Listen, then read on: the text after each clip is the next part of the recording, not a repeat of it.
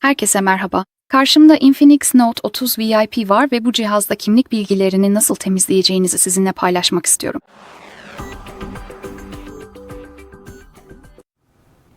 Öncelikle ayarları açarak başlayalım ve burada aşağı kaydırıp güvenlik bölümünü bulalım.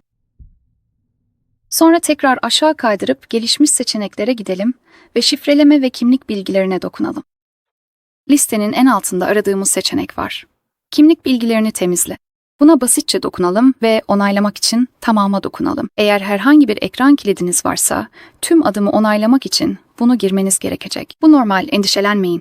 Gördüğünüz gibi sadece bu bilgiyi almakla kalmadık, aynı zamanda bu seçenek de artık aktif değil, bu da tüm kayıtlı sertifikaları başarıyla kaldırdığımız anlamına geliyor. Evet, hepsi bu kadar. İzlediğiniz için çok teşekkür ederim. Lütfen abone ol butonuna basın ve beğeni bırakın.